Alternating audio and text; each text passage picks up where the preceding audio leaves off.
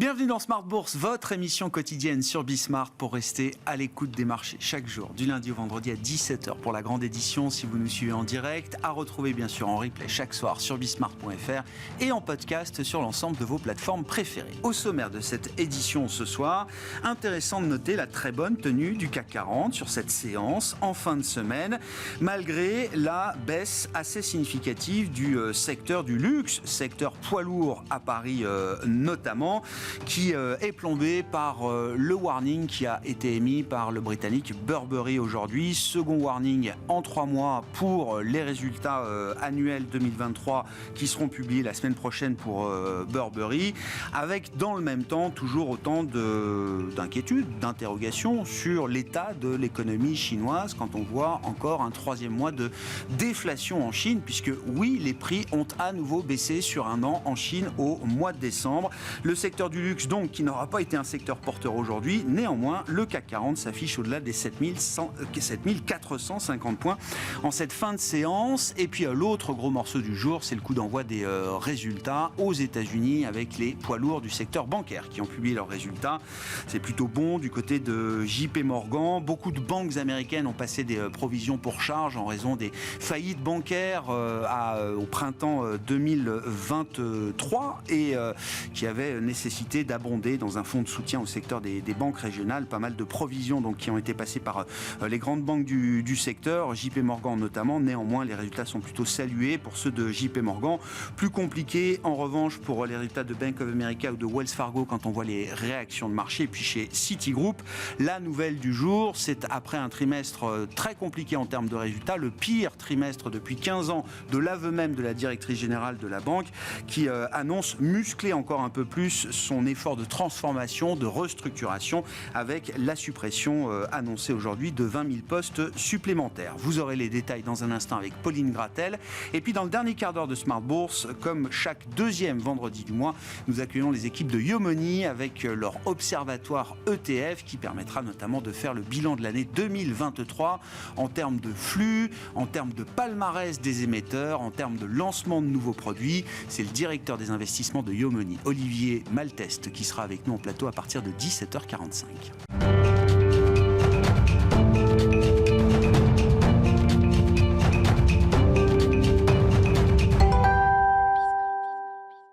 Avant d'accueillir nos invités de Planète Marché, les infos clés du jour sur cette fin de séance européenne et cette fin de semaine, c'est avec Pauline Gratel. Ça y est, la bourse de Paris repasse dans le vert et gagne jusqu'à plus de 1% au cours de cette dernière séance de la semaine, portée notamment par Airbus qui a battu tous les records de commandes nettes d'avions, 2094 l'année dernière, ce qui signe une hausse de 11% de ses livraisons. Au programme aujourd'hui, l'ouverture du bal des résultats avec ceux de plusieurs banques américaines. JP Morgan annonce un bénéfice record sur l'ensemble de l'année 2023 de quasiment 50 milliards de dollars. Sur le seul 4e trimestre, le bénéfice est en baisse de 15% sur un an en raison notamment d'une provision sur charge de 3 millions de dollars. La publication est saluée par le marché. Citigroup affiche une perte trimestrielle au 4e trimestre, un trimestre décevant de l'aveu même de la directrice générale qui note toutefois que la transformation de la banque a connu des progrès substantiels ces derniers mois qui vont se traduire par la suppression de 20 000 postes. Dans la foulée, les résultats de Wells Fargo et Bank of America n'ont pas suscité d'enthousiasme particulier chez les investisseurs. Autre grosse info du jour, BlackRock annonce l'achat du fonds GIP spécialisé dans les infrastructures pour 12,5 milliards de dollars. Cette opération fait de BlackRock le second gestionnaire d'actifs infrastructures au monde derrière l'Australien Macquarie. Le gestionnaire a également annoncé ses résultats et a présenté une augmentation de 8% de son bénéfice du trimestre. À l'agenda du jour aussi, la sortie de quelques indicateurs économiques, à commencer par les données définitives de l'inflation en France pour décembre. En données harmonisées, elle est confirmée à 4,1% sur un an. On a aussi pris connaissance des chiffres de la production industrielle au Royaume-Uni qui rebondit légèrement de 0,3% par rapport au mois précédent. Enfin, côté américain, une confirmation de la poursuite de la désinflation avec les prix à la production industrielle en décembre inférieurs aux attentes avec une progression de 1% seulement sur un an. Côté valeur, le luxe est à la traîne à Londres. Burberry perd plus de 9% au cours de la séance. Les investisseurs n'ont pas apprécié que le groupe révise à nouveau à la baisse sa prévision de bénéfices pour cette année. Dans son sillage, les Français LVMH et Kering ont perdu respectivement 1,5 et 2%. Autre vent contraire pour le secteur, des indicateurs chinois qui restent particulièrement déprimés, avec une inflation négative depuis 3 mois maintenant, et qui est ressortie à moins 0,3% sur un an en décembre. A l'inverse, on retiendra Téléperformance qui enchaîne une nouvelle séance de forte hausse d'environ 4%. OVH Group a publié une croissance de son chiffre d'affaires de 12% et signe donc une hausse autour des 5%. Le début de la semaine sera a priori plus calme. Lundi, les marchés américains seront fermés en raison du jour de commémoration de Martin Luther King. On se retrouve tout de même pour de nouvelles actualités boursières lundi. On prendra connaissance de la production industrielle et de la balance commerciale en zone euro à lundi. Pauline Gratel qui nous accompagne cette année dans Smart Bourse sur Bismart.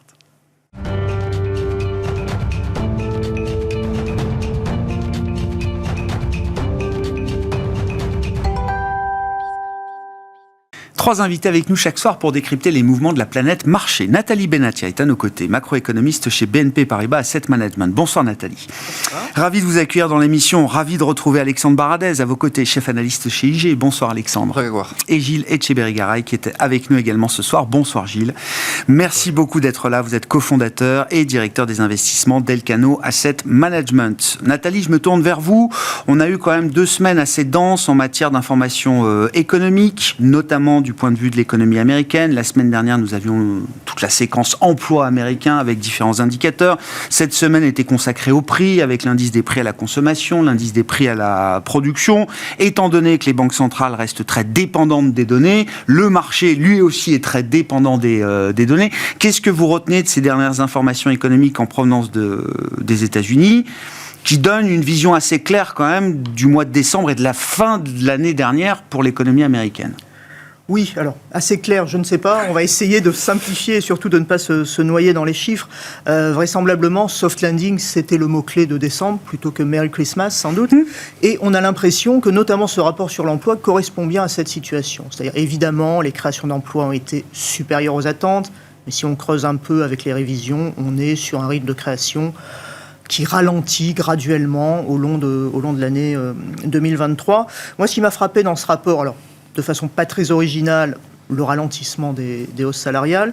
Et puis, alors peut-être parce que je suis depuis trop longtemps sur les marchés, j'ai bien connu Alan Greenspan, qui regardait le chômeur volontaire, le quit rate, mais alors, bien sûr. Pas le quit rate, le job leaver. Le job leaver. Les gens qui sont au chômage parce qu'ils viennent de démissionner.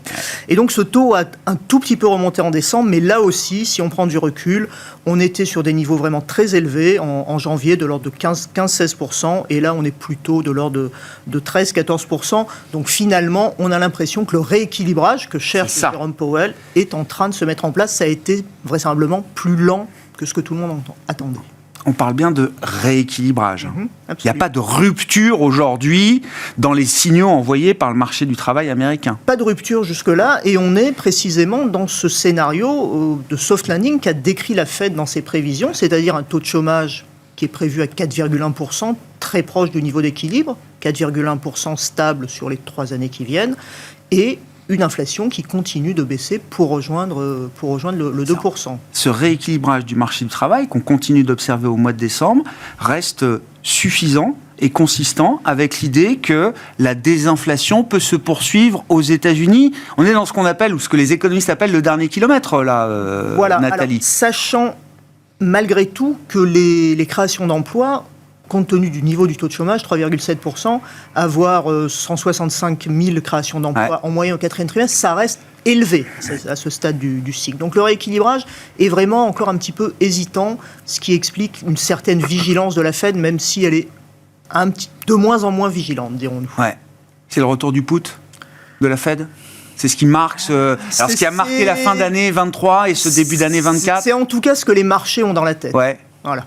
Et moins les économistes, c'est Moins ça, les économistes, un petit peu moins. Expliquez-nous cette différence, parce que après les indicateurs pas... d'inflation, on va en parler avec les gens de marché, mais après les indicateurs d'inflation, le marché reste accroché à l'idée qu'il y aura peut-être 6 voire 7 baisses de taux cette année du côté de la Fed, des baisses de 25 points de base à chaque meeting à partir du mois de mars. Oui. Alors moi, mon impression, c'est que, alors, pour reprendre ce vieil adage que j'ai toujours du mal à sortir dans l'ordre, c'est-à-dire se préparer, espérer le meilleur et se préparer au pire. Là, on a l'impression que les marchés espèrent le meilleur et se préparent au meilleur. Ouais. Et donc, on peut avoir des déconvenus. Ouais. Pas forcément des catastrophes, mais des déconvenus, notamment dans ces anticipations de baisse de taux qui, honnêtement, nous paraissent trop agressives et surtout trop tôt dans l'année. Oui, c'est ça. Oui, parce qu'on sait qu'à partir du moment où une banque centrale comme la Fed enclenche ces baisses de taux, on peut aussi aller assez vite derrière, et notamment en termes de quantité. Mais le timing de la première hausse vous paraît quand même prématuré aujourd'hui. Et puis en termes de quantité, si on price un soft landing, est-ce que c'est aussi nécessaire d'aller aussi vite ? Aller aussi vite, ce qui est pricé dans le marché, ça peut aussi envoyer un message que l'économie va fortement ralentir, voire passer en récession, ce qui n'est pas notre scénario, et donc que ça justifierait de courir un petit peu après la courbe, comme on dit. Ouais. Comment vous regardez cette situation de marché sur le plan global macro, justement, Gilles, et ces anticipations qui restent très collantes, pour le coup oui, le marché tire l'affaire vers le bas. Je veux dire, on a quand même un changement de rythme de Powell qui a un peu dit adieu à Volcker et bonjour à Burns. En essayant de dire il voulait éradiquer l'inflation. On sent que derrière... Il nous disait il y a encore quelques temps qu'il ne serait jamais Arthur Burns. Hein. Ben là, le banquier central qui a précédé Volcker et qui a relâché trop tôt ses efforts de lutte contre l'inflation. Là, c'est clair. Bon, on a clairement un enjeu politique derrière. On voit que le Trésor américain, Yellen, pousse pour stimuler. Je veux dire, il ne faut pas oublier que 23, c'est l'année où il n'y a pas eu de la récession à cause des efforts budgétaires. Hein. Tout le monde s'est pris 23 de travers à cause de ça. Et là, on sent que derrière, les charmes budgétaires ayant atteint leurs limites...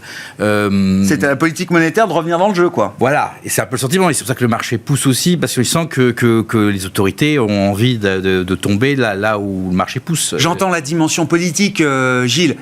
Je me permets quand même de croire qu'une banque centrale comme la Fed ne peut pas tout céder non plus aux politiques quand il s'agit de son mandat et de maîtriser une inflation, alors qu'elle estime avoir maîtrisé en partie aujourd'hui, mais qui reste encore peut-être quelque chose de fragile. Est-ce qu'il prend le risque de relâcher trop vite son effort là, je pensais, quand le discours de Powell, c'est mission accomplie de George Bush sur son porte-avions avec 2 ans de guerre en Irak derrière. Oui, mais je pense. Mais il y avait un discours de Yellen quelques jours avant sur les taux d'intérêt réels, tout ça. On sent que oui, la Fed s'aligne sur la vision du Trésor. Et donc du politique sur le fait de ne pas vouloir. Je pense que Powell a une peur panique de créer une récession, mais que quelque part ça finira par arriver, pas tout de suite, mais en tout cas on a fait la relance budgétaire, là on est dans la relance monétaire. Ça veut dire quoi ? Ça veut dire que la trajectoire de l'inflation devant nous, elle offrira moins de surprises à la baisse que ce qu'on a pu voir en 2023. Ce sera d'accord. C'est vrai ce qui prête, puisque dans la vision initiale qui était la vision volckerienne, si je m'exprime ainsi, on éradique l'inflation et après on baisse. Là, effectivement, le seul risque, c'est une risque de récession. Et on voit bien que c'était que le chômage commence à remonter. On dit, bon... parce qu'il faut voir que là, ce qu'on a créé globalement sur les États-Unis, c'est une croissance nominale plus élevée, mais plus fragile. C'est-à-dire qu'aujourd'hui, les émissions sont épuisées. Tout ça. Dès que ça part de travers pour une raison X, Y, on a un risque que ça parte vraiment de travers parce que on a accéléré, on a sorti les voiles et tout, mais la croissance nominale est structurellement plus élevée, donc ça c'est. Mais on sent qu'elle est plus fragile et que s'il y a quelque chose qui est inattendu qui se passe, qui dérape, il restera un peu de monétaire, c'est tout. Quoi. Si on sort du chemin de crête du soft landing, Goldilocks parfait, oui. Et voilà. Et on manque de munitions pour gérer de part et d'autre. Mais en tout cas, clairement, le Trésor et eux et Claudia Saint, enfin tous les économistes de gauche voulaient que la Fed prenne le relais. Hein, et elle l'a fait. Ouais. Elle a fait, sachant que Trump a déjà annoncé qu'il ne renouvelle pas le mandat de Powell. Ah, je ne l'ai pas vu, cela. Il a déjà dit qu'il ne renouvellerait pas le mandat de Powell. Oui. ils sont en train de livrer là, les transcripts des réunions de politique monétaire de 2018, qui était une année de pression intense sur la Fed venant de la Maison-Blanche à l'époque, occupée par Jérôme Powell. Pour ceux qui ont du temps à perdre ce week-end, plongez-vous dans les transcripts des réunions. C'est long, oui, c'est pas les minutes là, c'est les vrais transcripts de A à Z, tout ce qui s'est dit personne par personne. Oui, il a déjà annoncé, je crois. Bon. Alexandre, votre commentaire et votre analyse de la situation de marché. Puis je suis un peu de côté. C'est vrai que l'idée aujourd'hui, il n'est pas du tout de dire est-ce qu'il y aura, personne n'a ce sentiment-là, est-ce qu'il y aura une deuxième bosse d'inflation, est-ce qu'on n'a pas ce sentiment-là du tout. C'est plutôt à quelle vitesse de quelle manière va se réduire l'écart entre les anticipations de marché qui effectivement sont à 6, presque 7 baisses de taux pour cette année de 25 points de base, et puis les anticipations de la Fed elle-même. 3 dans les projections, et même les colombes de la Fed. C'est ça qui est assez étonnant, c'est que les colombes vraiment les pures colombes, Bostic, dans le top 2, top 3 des colombes, et il nous parle du T3 pour la première baisse de taux. Lui, il est quand même d'un élément de calendrier, ce que d'autres n'arrivent pas à faire. Williams, il parle pas trop de ça, qui est plutôt proche de Powell en termes de position. Bostic, il dit plutôt T3.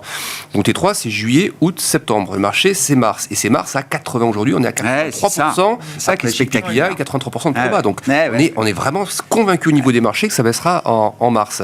Et ce qui est assez paradoxal aussi, c'est que c'est du côté de la BCE, de la zone euro, où pour autant, on a une situation qui est déjà un peu récessive, où le discours reste plutôt encore assez faucon. Et on a eu plein d'interventions cette semaine. La dernière, c'est Philippe Lane cet après-midi, qui explique que de ce qu'il a vu de l'inflation de décembre et par rapport à ce que la BCE projetait, lui, à ce stade, à court terme, on ne parle pas de baisse de taux. Alors, court terme, c'est quoi? Effectivement, c'est janvier. Oui, évidemment, en janvier, on ne parle pas. Est-ce que mars, c'est court terme? Pour moi, le T1, c'est quand même court terme. Donc, dire on n'en parle pas à court terme, ça inclut quand même le mois de mars. Ensuite, vous avez ces discussions, Isabelle Schnabel sur les réseaux, sur X, elle fait ça chaque année, je crois. Questions-réponses ouvertes. Qui est intéressante, où bien on sûr. fait la réponse économiste à différentes personnes. Et on leur pose la question, qu'est-ce qui fait que dans ce contexte récessif, vous ne baissez pas les taux dès maintenant? Et elle a expliqué, et je trouve que c'est la réponse qu'on peut aussi faire, ou qu'on peut, le lien qu'on peut faire avec l'économie américaine, mais sachant qu'elle le fait pour l'Europe, alors que c'est plutôt du côté US qu'on devrait faire ça. Elle dit quoi? Elle dit, les pressions sous-jacentes sont toujours présentes, on va être absolument convaincu de bien se diriger vers les 2%, et elle dit, le ralentissement de l'économie fait partie de la transmission de la politique monétaire. Donc, c'est un discours qu'on aurait pu entendre de Jérôme Powell en enlevant la partie baisse de taux, sauf que lui, il a eu un discours presque similaire, mais en parlant de la porte ouverte, parlant de la possibilité de baisse de taux. Donc, et quand on voit les derniers chiffres dont vous parliez, effectivement, moi je les trouve encore on sait que c'est des chiffres du passé, mais d'un passé quand même assez proche, ils sont quand même résilients. Le rapport sur l'emploi, effectivement, il y a des dégradations, des estimations, des chiffres précédents, ça ok, mais quand vous avez des salaires qui ont même un petit peu, je dis pas accéléré, c'est pas le terme, mais qui ont un peu repris en dynamique, on est à 4, on est repassé à 4,1, je crois qu'on était à 4, on est à 3,9, c'est pas des salaires qui ralentissent. Je rappelle que le niveau pré-Covid, c'était 2,5 à 3 de progression en moyenne sur les 10-15 années qui ont précédé le Covid quand même. Donc là, à 4, voire un peu dessus, c'est quand même trop. Vous regardez les chiffres, PCE, oui, PCE, on est à 3,2, donc c'est plus cohérent que l'objectif de la Fed. L'IPC cœur, alors, c'est peut-être pas la mesure la plus surveillée par la Fed, mais l'IPC cœur, elle a encore, donc l'inflation sous-jacente cœur, en incluant tout ce qui est logement et autres, et la grosse partie des services, donc on est encore sur des zones de 4%, 3,9 encore. Et si on regarde sur les 4 derniers mois, j'ai regardé ça avant de venir, sur les 4 derniers mois, on est passé de 4,1 à 3,9. Il a fallu 4 mois pour ça, alors qu'auparavant, il y avait une vraie tendance, et là, il y a un plateau. Enfin, un plateau. Oui, il y a une zone de 4% qui résiste. Et moi, je ne vois pas de cohérence par rapport à ça, entre ça et les options d'une baisse de taux dès le mois de mars et cadencée ensuite. Donc, il y aura des stats qui vont entrer d'ici le mois de mars, ça c'est évidemment qu'on va les surveiller, mais je trouve que là, c'est quand même assez résilient et... les inscriptions hebdomadaires au chômage aussi. 200 000. Consécutives à 200 000. On a vu des 220, 230 précédemment et ça revient à nouveau à 200 000. Alors certains disent, mais il y a la question des doubles emplois, etc. Maintenant, il faut 2 jobs. Sauf que c'est une normalisation. Là aussi, c'est pas une explosion des doubles jobs, c'est un retour à la normale par rapport au niveau pré-Covid. Et donc, quand je vois ça, je vois les commandes de biens durables, quand on voit les ventes au détail, quand on voit, alors, oui, il y a l'ISM Service, certes, mais si on part du même raisonnement que Schnabel, et c'était le discours que tenait Powell aussi au début du resserrement monétaire, il disait, s'il faut en passer en gros par la case récession, en gros, ce sera pas quelque chose sur lequel on n'ira pas. S'il faut en passer par la case récession, on ira. Schnabel, elle nous dit ça. Et ce qui est marrant, c'est qu'on n'entend pas trop ce discours de la part de Powell, alors que même l'économie américaine est quand même bien plus résiliente. Donc pour moi, le message que je vois, c'est que l'ISM Service, il présente un petit risque quand même, parce que la zone des 50, c'est, historiquement, sur 20 ans, c'est quand on vit dans cette zone, souvent ce qui se passe après, c'est pas terrible. Donc on est au bord de quelque chose qui est assez moyen sur l'ISM, mais tout ce qui est alentour est résilient. Donc moi, je verrais bien plutôt des baisses T2, milieu T2, voire début T3 et pas mars. Et donc, pour moi, le marché action va un peu trop vite. Pour compléter, ce que dit, c'est ça, le fait de ralentissement est un élément de la politique monétaire, c'est ça qui a disparu. Et c'est ça le basculement à Complètement. Voilà, c'est là la dimension politique. C'est de dire... Discours de Powell en décembre, c'est de dire on a conscience du risque que représente le maintien pendant trop longtemps des taux à un niveau restrictif auquel ils sont aujourd'hui. Et aujourd'hui, pour moi, la dimension politique, ça. c'est ça, c'est de sortir cette vision européenne, de dire le ralentissement fait partie on fera ça sans ralentissement, s'il se passe des choses en fin d'année. Surtout que comment dire, le niveau de surchauffe américain a été quand même considérable par rapport à ce qu'on n'a pas observé justement en Europe. Donc on peut ralentir en Europe, mais partant d'un niveau qui n'est pas celui d'un niveau Et une dernière remarque, par rapport à ce qu'elle vient de dire, on va voir si on respecte la jurisprudence Riespan de ne pas aller à l'encontre des pronostics du marché en mars. Parce que... voilà. À propos de l'ISM emploi, la composante qui a été spectaculaire et qui a spectaculairement baissé, c'est précisément la composante emploi de l'ISM. Ouais. Alors, c'est volatile, ça peut envoyer des mauvais signaux, mais c'était quand même un élément important. Et sur ces enquêtes auprès des directeurs des achats, c'est quelque chose qui devient récurrent, le fait que les entreprises déclarent baisser l'emploi face à une demande, en tout cas dans la zone euro, une demande qui n'est pas au rendez-vous.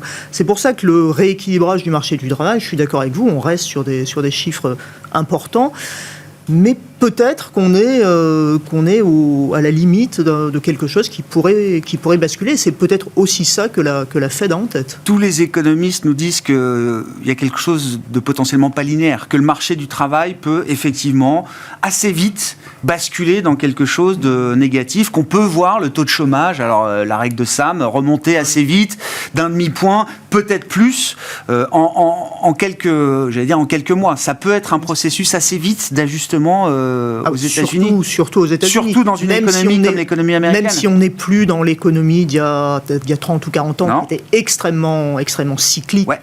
Sur le marché du travail, on garde quand même une partie de ces mécanismes.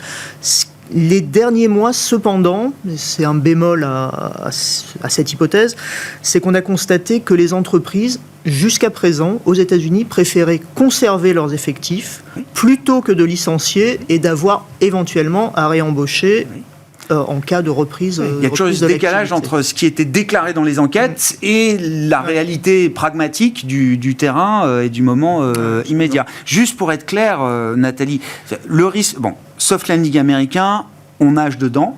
C'est quoi le risque principal par rapport à ce scénario pour vous ? C'est le risque de no landing, d'une réaccélération de l'économie, le risque un peu Burns avec des conditions de marché qui se sont déjà quand même considérablement détendues, ou est-ce que ça reste le risque d'une rupture, de quelque chose qui craque dans l'économie à un moment ? Le problème, c'est que vraiment les risques sont présents dans les deux sens. C'est deux risques assez équivalents pour vous ?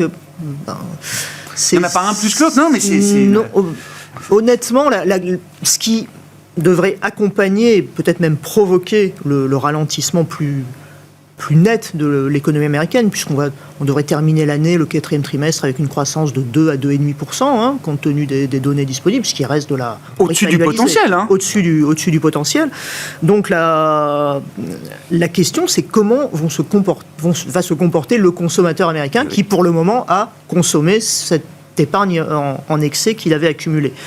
Manifestement, il reste un peu plus d'épargne, ça devrait durer peut-être un peu plus longtemps que ce que tout le monde envisageait, mais on va malgré tout arriver à la fin. Donc, moins d'épargne disponible. Si le marché du travail montre des signes d'un peu de faiblesse, alors, c'est rare que les Américains fassent de l'épargne de précaution, mais pourquoi pas ?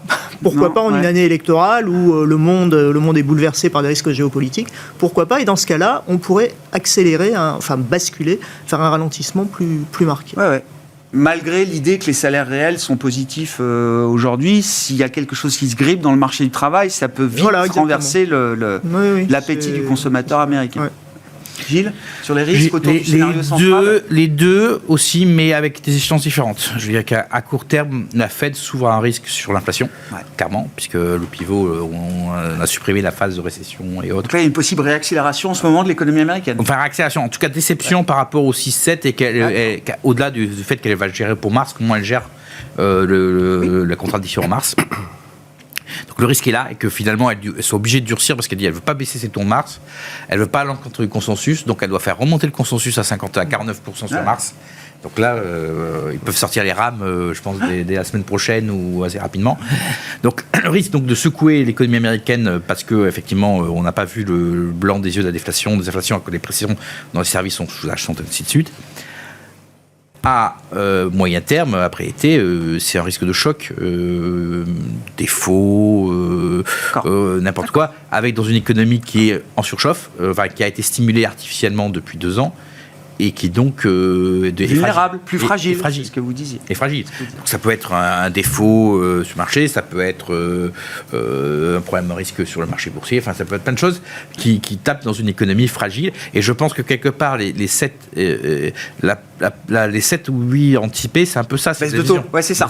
C'est une vision qu'à un moment il y a quelque chose qui craque. Voilà, on ne sait pas quoi, mais quelque chose qui craque. Et donc là, la Fed doit baisser. Et quelque part, je veux dire, la vision de cette baisse de taux n'est pas compatible avec un soft landing. Je veux dire, si on a un soft landing, on doit rester plus haut. On doit rester à 2 ou 3, la Fed a raison. Et je pense que les 6-7, c'est quelque chose, le marché qui se dit quelque part, je ne sais pas où. On verra, c'est vrai que ce pricing de marché, c'est compliqué. Puis bon, c'est peut-être aussi des mesures de marché. On est sur des marchés dérivés, etc. Ouais. C'est peut-être aussi des pricing qui ne sont pas forcément pertinents. En tout cas, ça bouge, quoi. Ça peut bouger. Alors, Nathalie et puis Alexandre. Non, je suis tout à fait d'accord avec cette idée. Ouais. Oui, je voulais reprendre ce que vous disiez tout à l'heure. C'est vrai que dans l'ISM, si je me souviens bien, effectivement, la partie emploi se dégradait, mais la partie prix, elle était très stable d'un mois à l'autre. Et c'est tout l'enjeu du moment. C'est-à-dire de dire juste à quel moment on considère que le marché de l'emploi se dégrade de manière un peu dangereuse, donc là, effectivement, il faut pivoter. Mais jusqu'où aussi on doit porter ce mandat, où pour l'instant on en est encore très loin. C'est-à-dire que les 2 mesures qu'on a, 3,2 et 3,9 sont les mesures d'inflation PCE, enfin d'inflation cœur, pardon, on est encore très loin du mandat. Et après, ils regardent le momentum aujourd'hui. Ça aussi, c'est nouveau par rapport au discours d'il y a un an, où ils nous disaient non, on veut 2%, il faut voir 2%, le smoking gun. C'est le discours de Yellen. Yellen dit qu'il faut tenir compte des taux d'intérêt réels, que quand les taux d'intérêt. Donc ça, c'est le discours du Trésor américain. Powell aussi nous dit, 13 décembre, nous n'avons pas besoin d'attendre, si l'inflation continue de baisser comme on le projette, nous n'aurons pas besoin d'attendre 2% d'inflation pour commencer à ajuster le réglage de notre Yellen, c'était juste la semaine d'avant. C'était avant. Oui, il endosse ce que dit son ancienne boss. Voilà. Bon, mais il me semble que le risque qu'on a aujourd'hui, c'est que ce dont on parlait tout à l'heure, les énormes stimuli, ils sont absolument gigantesques. Le plan infrastructure, le plan IRA, etc. C'est des centaines de milliards de dollars qui ont été déversés dans l'économie et dont les effets se produisent toujours maintenant. C'est vrai qu'il y a quand même un décalage énorme. L'Europe a fait quand même beaucoup moins. La Chine tente de faire à petite dose des choses, mais sans commune mesure. Donc, le risque, c'est que plutôt ces impulsions-là budgétaires continuent de porter encore. Et effectivement, je partage un peu ça. Jusqu'où ça plane avant que ça lâche. Et aujourd'hui, moi, j'ai pas du tout l'impression que dans un mois, on aura des stats qui d'un seul coup vont se dégrader. On avait vu un petit peu ça quand même en octobre. C'est là que fin octobre, début novembre, c'est là que les taux avaient commencé à partir un peu à la baisse. Il y a toute une série de stats. On a vu un indice de surprise économique. Des surprises négatives, qui étaient beaucoup moins puissantes que le T3, mais pas mauvaises pour autant. Un peu moins bonnes, voilà. Mais entre quelque chose d'exceptionnel comme le T3 et arriver à une situation de 2,5 de croissance, si on a encore 2,5 avec une inflation qui reste selon les mesures comme on a aujourd'hui, je ne vois pas où est la porte ouverte à mars, et ça peut prolonger, repousser un peu d'un trimestre. Et un trimestre pour les marchés, quand on est tendu sur des 20 fois les multiples, avec des taux qui price effectivement 6 baisses de taux, repousser d'un trimestre, c'est pas grand chose. Je suis d'accord, ça ne change pas la face du monde, mais ça change la face du marché qui va très très vite en besogne de repricing des choses. Et c'est là que je pense qu'on pourrait avoir un petit rebond de la vol qui serait à mon avis justifié, pas à 50 de vol, mais revenir des zones aux alentours de 20, 25.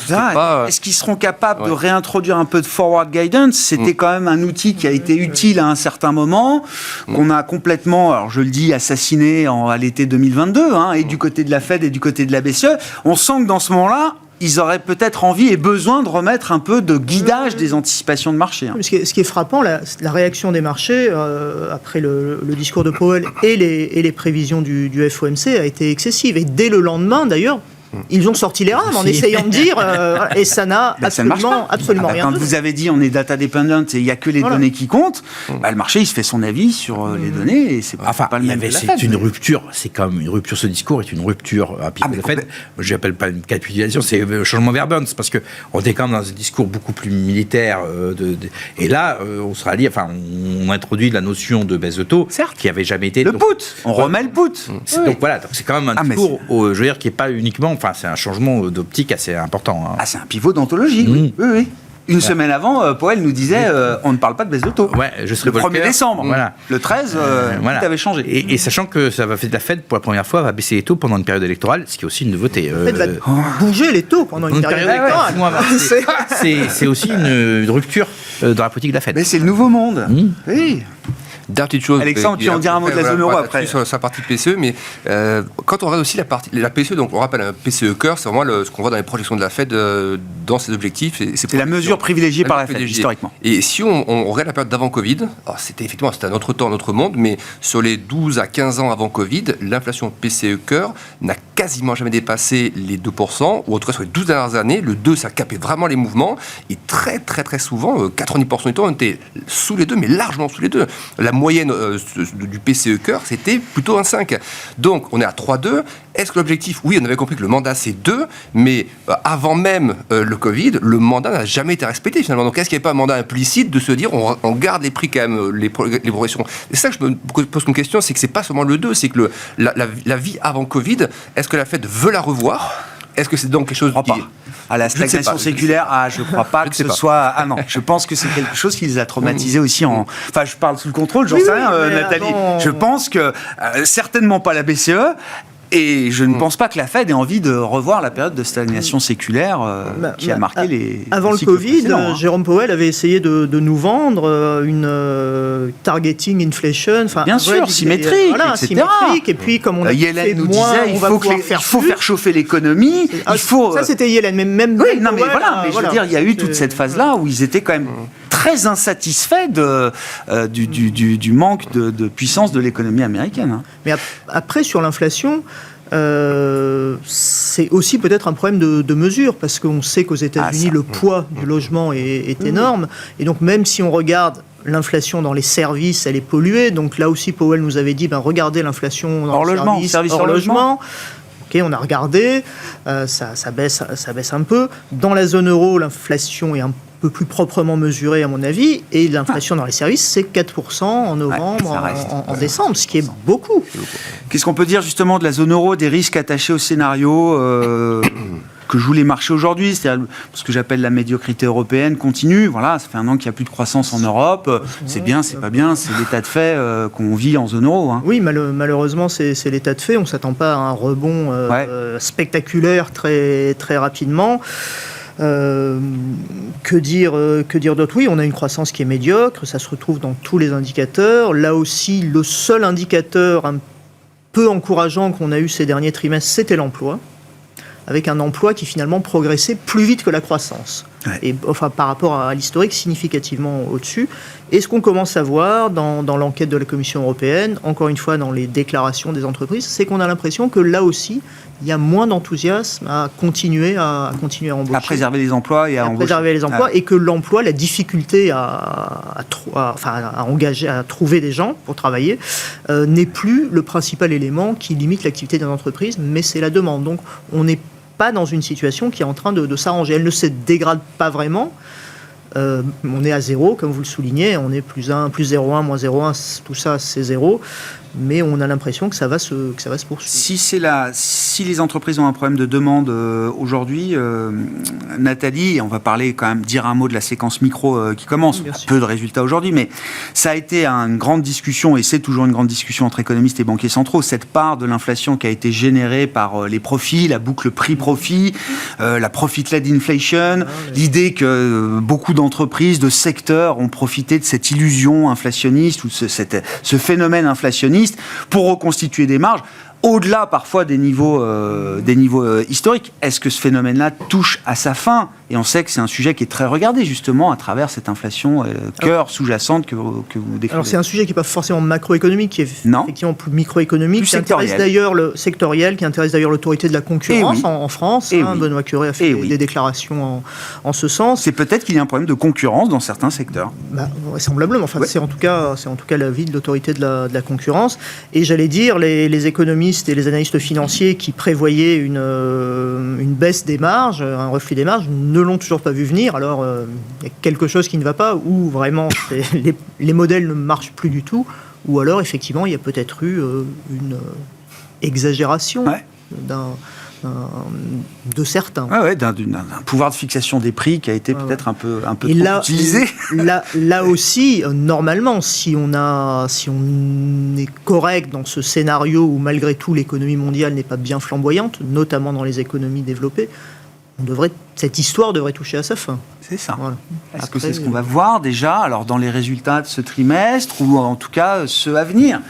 J'en sais rien. Enfin, normalement, on est encore dans une croissance nominale élevée, ce qui favorise les résultats. Et je pense que, en particulier sur les résultats des entreprises, au-delà des marges, c'est qu'on regarde le résultat par action, et dans une période d'inflation, il monte, il monte vite parce qu'il y a de l'inflation dedans. Donc, je veux dire, je suis pas certain que ça change grand-chose. Macroéconomiquement sur les résultats, on est encore dans une phase de croissance nominale élevée, en particulier aux États-Unis.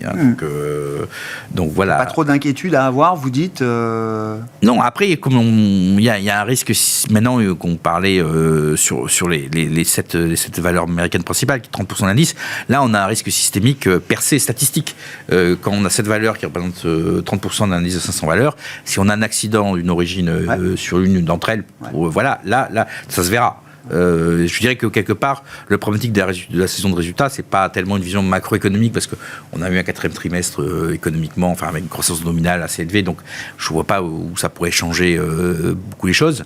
On a des déceptions ou résultats habituels. Une bonne marge en Europe, aux États-Unis. Alors en Europe et aux États-Unis, on est sur des niveaux historiques. Oui, mais parce que l'inflation quelque part a permis et inversement, la déflation devrait quand même freiner. Cet état va pas changer, comme vous dites, pas sur le trimestre-là. Sur 2024-2025, oui. C'est-à-dire que une inflation qui accélère, ça favorise les entreprises. Une inflation qui décélère va rendre plus difficile les comparaisons. Mais on est au tout début, vous dites, de cette séquence-là. D'accord. Séquence-là, on a quand même. Et sur T3 était énorme en termes de croissance nominale. Donc T4, on est vraiment au début de la séquence. Et sur les 7 magnifiques, alors. Voilà, là, on a un risque idiosyncratique par construction. C'est-à-dire qu'aujourd'hui, on avait 500 valeurs, donc en moyenne, c'est 0,25. Là, on en a qui sont à 10% d'indice. Si on a un accident ou 8% sur une d'entre elles, ça se verra, quoi. Et il y a des raisons, il y a des raisons légitimes d'imaginer qu'il y ait un accident. Enfin, ça fait partie du champ des possibles, évidemment. Mais il y a Tesla, Apple, Nvidia sont exposés à la Chine. Donc, il peut y avoir, on voit, je crois que j'ai vu que le cognac a été attaqué sur le dumping. Donc, on voit que les Chinois commencent à sortir aussi la machine. Voilà. Donc, on peut avoir, ils avaient déjà fait un peu la pression sur Apple en interdisant les fonctionnaires. Donc, on peut avoir des marchés avec quelque chose sur ça c'est pas dans les cours, mais ça peut arriver plus tard.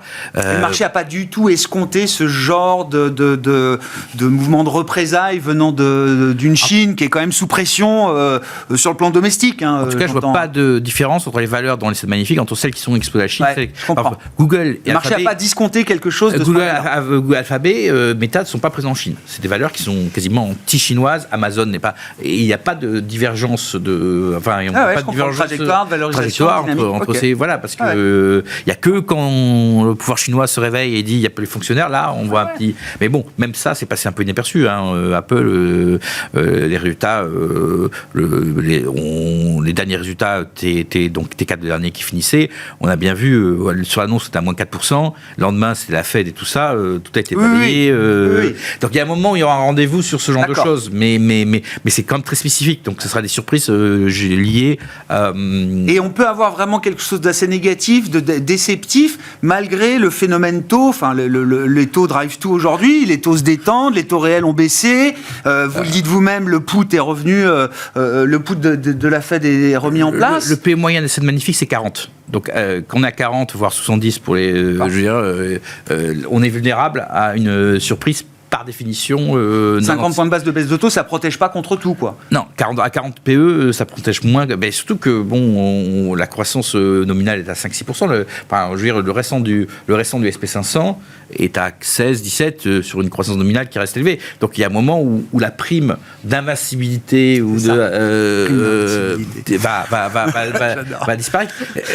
Moi, j'ai regardé l'autre jour, il y avait une présentation, pour finir, sur en 70, les Nifty 50 de l'époque. Nifty 50, oui. Il y a McDo, il y avait Coca, qui sont toujours là, mais à côté, il y avait Polaroid, il y avait Xerox. Voilà, donc il y a des choses qui continuent et qui... Vous nous annoncez pas la disparition d'Apple, là, quand même. Non, mais ça peut être McDo. Ils ont déjà disparu plusieurs fois, ils sont toujours sur Honnête.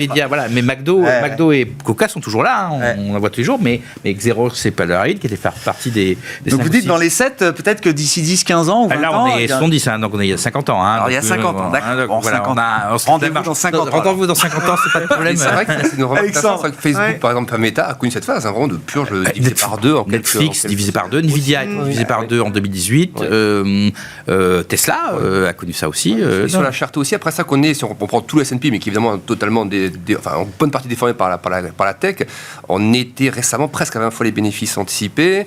On a déjà parlé de ça ensemble, mais c'est vrai que sur les 10 dernières années, c'est quand même au-dessus des moyennes 5-10 ans, et c'était à chaque fois la période qui traduisait le début de l'entrée en phase un peu d'excès. On l'a percé plein pot post-Covid avec des taux zéro et taux réels négatifs, avec 4 000 milliards injectés par la Fed. Donc on comprenait à ce moment-là pourquoi on explosait les 20%, les 20 fois les bénéfices. Mais auparavant, dans les phases un peu plus normales, 2018, on avait touché cette zone-là, boum, c'était le Volmageddon, et puis Trump, la Chine, voilà, c'était reparti à la baisse. Après Covid, à nouveau, on repart à la baisse. On explose ça, on repart fortement à la baisse quand les banques centrales commencent à muscler le ton, que la Chine confine, la guerre en Ukraine, etc. On est remonté à 20 fois quand la Chine a réouvert, excès dans le luxe, etc. Ça corrige à nouveau, mais on n'a pas, les multiples ne sont pas beaucoup étendus. On repart tout de suite à 20, vous voyez. Donc moi, je trouve que cette zone de 20, c'est un peu la zone de cherté qu'on comprend par rapport au taux, en étant des conditions financières, mais on en revient à ce thème. Est-ce que les conditions financières ne sont pas trop détendues? Les conditions financières américaines, c'est des plus bas, entre guillemets, depuis janvier 2022. Selon les différentes mesures, là, c'est celle de la Fed de Chicago, les conditions n'ont pas été aussi souples depuis à peu près presque 2 ans. Et moi, je trouve que pour que les multiples se détendent, soit vous avez des cours qui restent à peu près stables, une bonne zone de résultat, et là ça détend vos multiples de manière un peu mécanique, soit vous avez une saison qui est pas forcément mauvaise, mais des guidances être un peu faiblardes. Du coup, les cours ne montent pas trop. Et là, vous aurez une détente des multiples. Il se fera aussi un peu parce que les cours corrigeront un petit peu. Et je trouverais ça un poil plus sain si on intègre à ça l'idée que le marché va un peu trop vite sur la question des anticipations de détente de taux. Voilà. Moi, j'aurais plutôt une détente. C'est pas le moment d'être agressif, là. Vous dites. Moi, j'aurais bien une consolidation. J'en parle, un range de 10%, ce serait plus sain que. Au-delà de ça, est-ce qu'il y a des marchés, des actifs qui sont en tendance, comme on dit, qui ont du momentum porteur aujourd'hui dans tout ce que vous regardez, Alexandre? Oui, alors ça, c'est sûr qu'on est parlé il y a quelques mois, c'était les small, parce qu'on pensait que justement, pour le coup, là, c'est l'opposé des large cap tech, c'est des côtés de coton piétiné avec des multiples indécemment bas. Donc il y avait déjà des sous-perfs dès 2021 qui commençaient à apparaître. Ensuite, la séquence de 2022-2023 qui a impacté les valeurs. Elles n'ont pas rebondi en 2023 quand elles sont reparties. Enfin, c'est une séquence de 3 ans de sous-perf complète. Donc oui, même si effectivement il y a ce risque de ralentissement économique américain ou autre, qu'est-ce qui n'a pas déjà été intégré dans cette crise, en fait, dans la baisse qu'on a connue en termes de multiples autres, tout semble déjà avoir été intégré. Donc même si maintenant on y va, il y a quand même c'est une bonne optionnalité, c'est asymétrique, suffisamment asymétrique pour se dire qu'on peut au moins dormir dessus quelques temps, quoi. Oui, parce qu'il y a un peu là-dedans des valeurs aussi un peu exportatrices. Alors ça, quand on voit la Chine et l'Europe, on se dit c'est pas le bon moment pour les valeurs exportatrices malgré tout, sauf que la Chine, là aussi, ça fait 3 ans qu'elle mange son pain noir. À un moment donné, peut-être 2024, on commencera à voir émerger un petit truc. Donc par rapport à ça, je pense que les small peuvent être intéressantes. L'Europe, on fera peut-être un peu attention sur les taux à un moment donné, mais je trouve que les small cap, que ce soit croissance value ou autre, me paraissent toujours intéressantes. Voilà, Un mot de la conjoncture chinoise, de ce qu'on peut attendre de la conjoncture chinoise. Je ne parle pas des 10 prochaines années, parce que je crois que tout le monde a une vision assez négative sur les 10 prochaines années en Chine, mais là, sur le moment... La conjoncture chinoise, alors, ils vont réussir 5% de croissance en 2023. Ouais, voilà. Ils afficheront, c'est la semaine prochaine, d'ailleurs. Et ce sera plus ou moins juste, mais sans doute plutôt juste.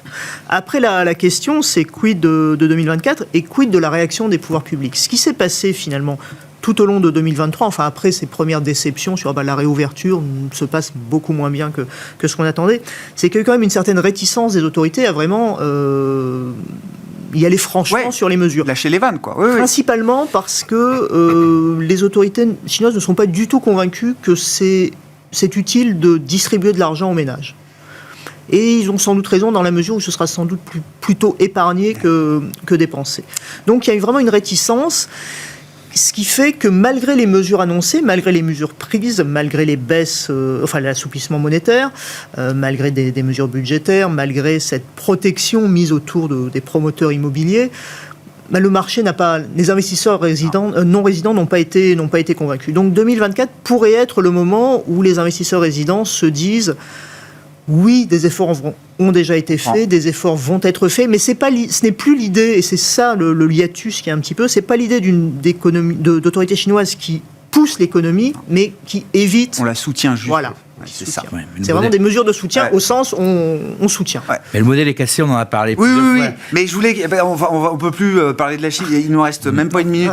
Comment vous gérez la situation sur le plan d'une stratégie globale macro aujourd'hui là? Aujourd'hui, on est toujours. Il y a une corrélation positive entre obligations et actions. Ah, On a ça, parlé, oui. voilà. Donc, on est soft. On a eu la gueule de bois post 31, où effectivement hausse du dollar, baisse action taux. On va zigzaguer jusqu'à la première baisse de la Fed si elle a eu en mars. Ça va être aussi déterminant. Si la recule, plutôt dollar, cash. Si cède au marché encore plus, Oh, bah là, là les longs actions obligées, voilà. Mais aujourd'hui, on est toujours dans le zigzag no landing, soft landing D'accord. de l'année Ouais, c'est dernière, à essayer de timer voilà. Deuxième partie de l'année, on voit un joker, on verra si on va peut-être enfin voir actions et obliges se découpler. Se décorréler. Voilà. Mais une fois Bon. que la Fed, il faut que Bah. la Fed, la clé c'est la première, de taux. la date. Ouais. Parce que maintenant, on sait que voilà, c'est la date mars ou juin, juillet, voilà, c'est ça qui est la clé du premier semestre et on va zigzaguer par rapport à. Et il y aura une autre histoire après la première baisse. Une fois que la Fed, be careful what you wish for, parce que généralement, les baisses de taux de la Bah oui, Fed, c'est ça. c'est Il y a pas un mais avant ça, et un après. Ouais, mais Ouais, c'est d'accord. jamais des bonnes périodes. Merci à vous trois d'avoir été les invités de Planète Marché ce soir. Nathalie Benatia, BNP Paribas Asset Management, Gilles Etcheberry-Garay, Elcano AM et Alexandre Baradez, IG.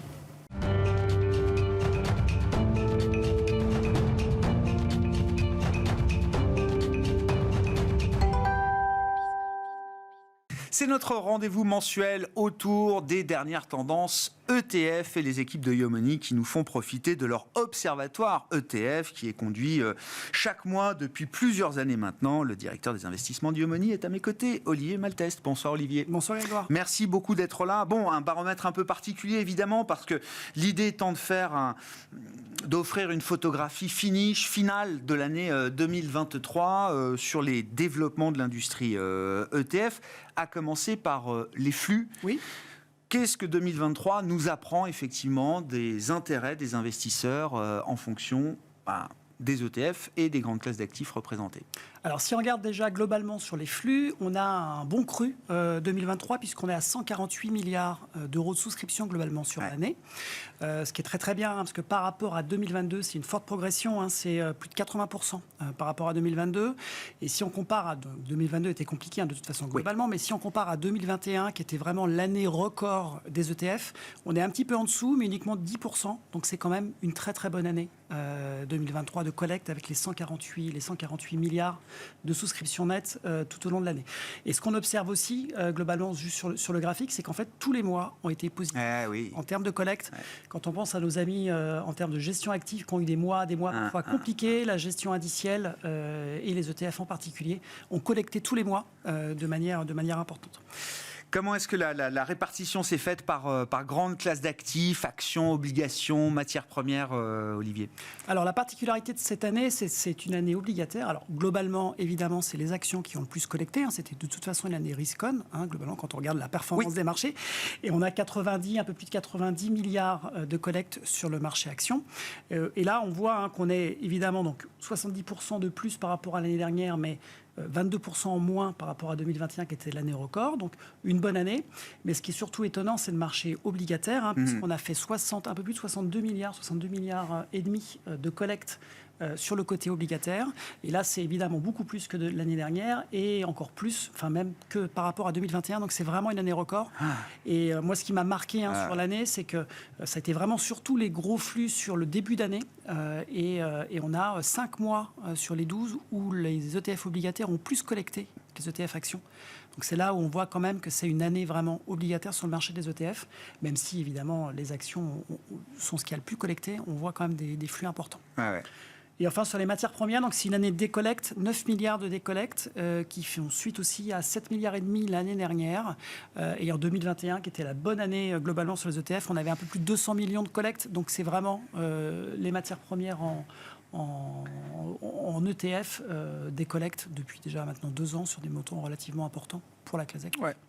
Bon, 23 n'a pas été une grande année pour les performances matières premières en général, pour ce compartiment-là en l'occurrence. Comment est-ce que c'est réparti la collecte des grands marchés, à commencer par les actions, Olivier? Qu'est-ce qui a justifié justement là, ce niveau de collecte chez les investisseurs? Ce qu'on observe, c'est vraiment les grosses capitalisations qu'on drainait tout le flux. Alors vraiment, en premier lieu, les grosses capitalisations couvertes contre le risque de change. Donc globalement, on s'est aussi couvert globalement contre le risque de change avec des évolutions parfois de l'euro-dollar qui pouvaient surprendre. Et ensuite, c'est d'abord les États-Unis, les actions américaines en grosse capitalisation qui ont le plus collecté. Le Japon aussi, grosse capitalisation. C'était l'année du retour du Japon, 23. J'espère que les investisseurs étaient couverts, par contre. Ah bah oui. Sur le Japon, je crois qu'avec le yen, généralement, ça fait partie des prérequis, on va dire. On a vu des flux aussi sur les thématiques ESG, globalement, si on les regarde vraiment dans leur ensemble, qui ont été relativement importants et qui se placent en 4e position en termes de flux. Et l'Europe, toujours grosse capitalisation. Donc vraiment, c'est une année à grosse capitalisation. On l'a vu en performance sur les petites et moyennes capitalisations, mais même en flux, c'est la même chose. C'est vraiment les grosses capitalisations qui ont drainé les souscriptions au niveau action. Où est-ce qu'on a vu des sorties, par exemple, sur à les l'inverse actions On a vu, alors... Le secteur financier est celui qui a le plus décollecté, avec environ 2 milliards de rédemptions sur l'année. On a les value US. C'était pas une année value US. C'était une année grosse, le retour de la croissance. L'Allemagne aussi. Les rendements US, donc les actions à fort rendement sur les actions américaines. Et puis le secteur de l'énergie, évidemment en lien avec un marché du pétrole qui est resté relativement calme, malgré les tensions géopolitiques sur l'année 2023. Comment sont répartis les intérêts sur le marché obligataire? C'est gros marché, grand marché, souverain, crédit, il y a du court, du moins court, du long, etc.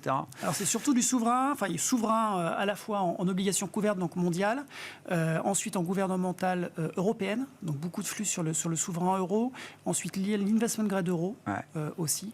C'est plutôt du long. On a eu aussi des obligations monde couvertes en CHF, donc il y a une activité importante, parce qu'on regarde vraiment au niveau de donc voilà. Et puis, en termes de rachat, c'est plutôt les durations courtes qui ont été rachetées. Donc, ça a été plutôt sur du long. Et puis, les obligations qui étaient liées à l'inflation, que ce soit US ou euro, ont évidemment été rachetées.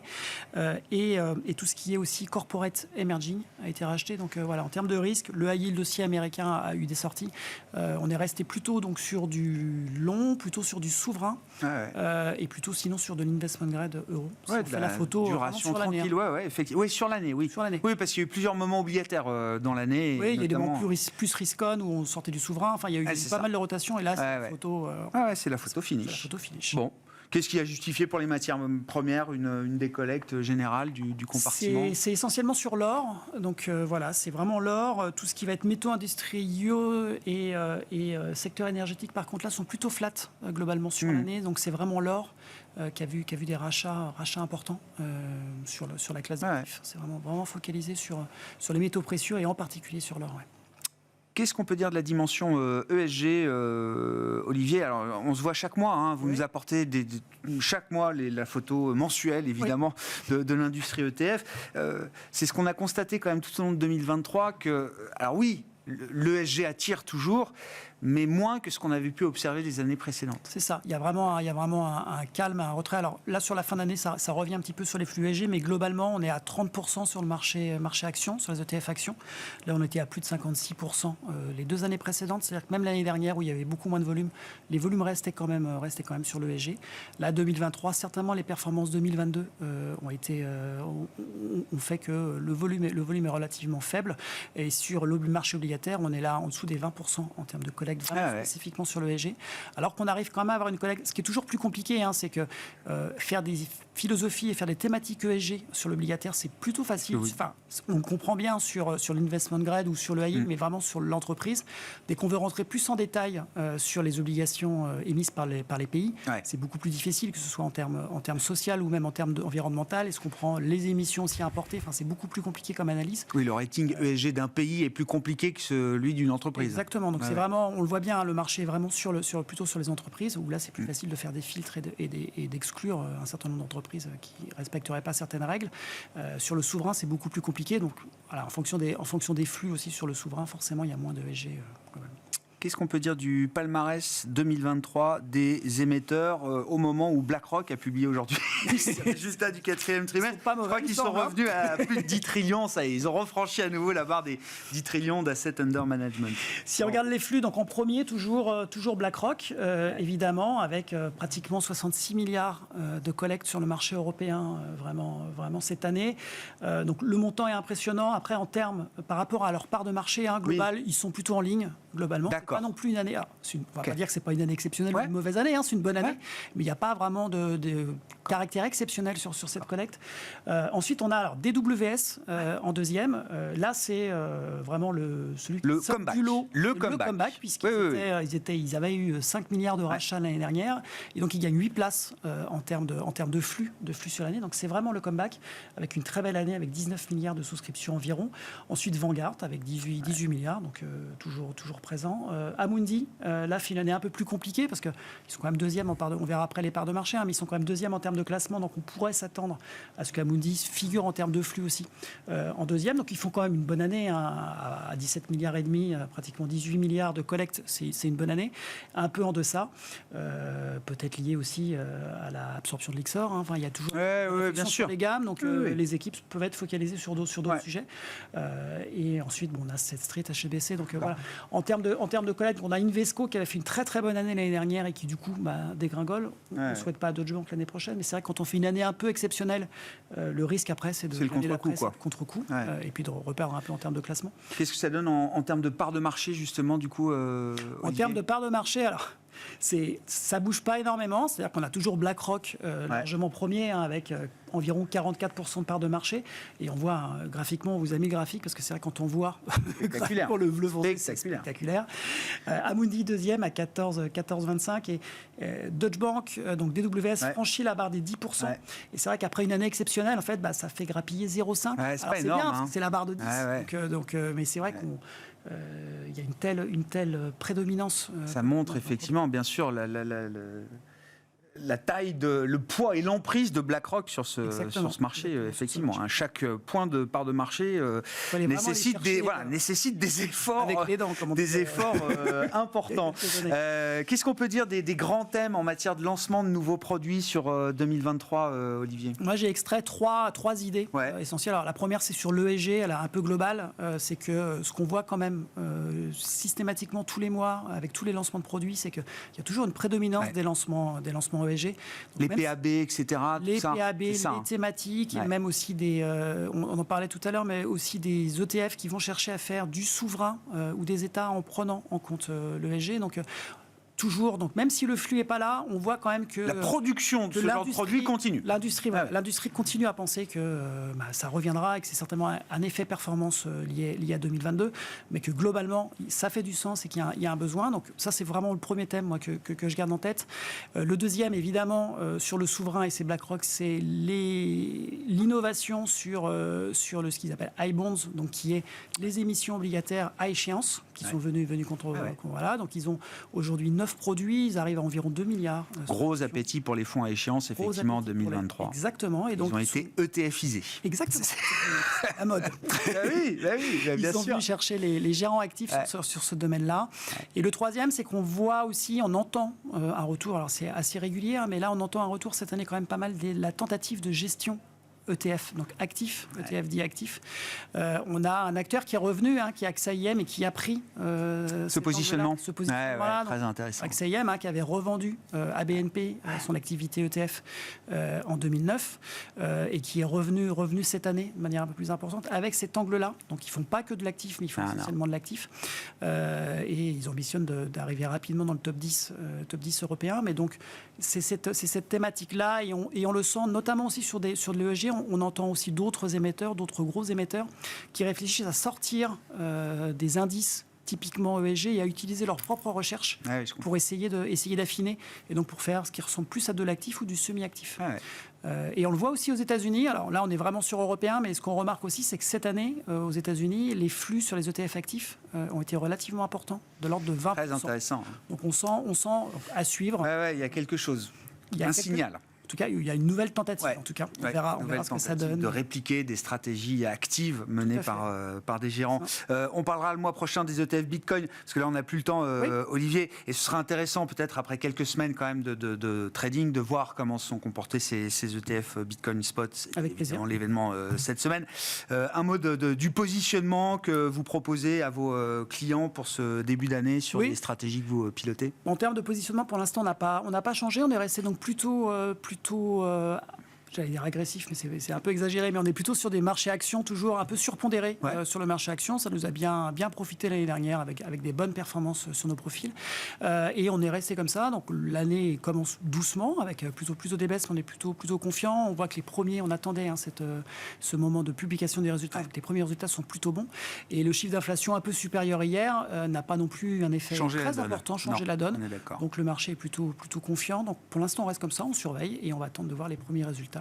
C'est la séquence micro qui commence. Merci beaucoup Olivier. Olivier Malteste avec nous chaque deuxième vendredi du mois pour cet observatoire ETF dont vous nous faites profiter, directeur des investissements de YoMoney.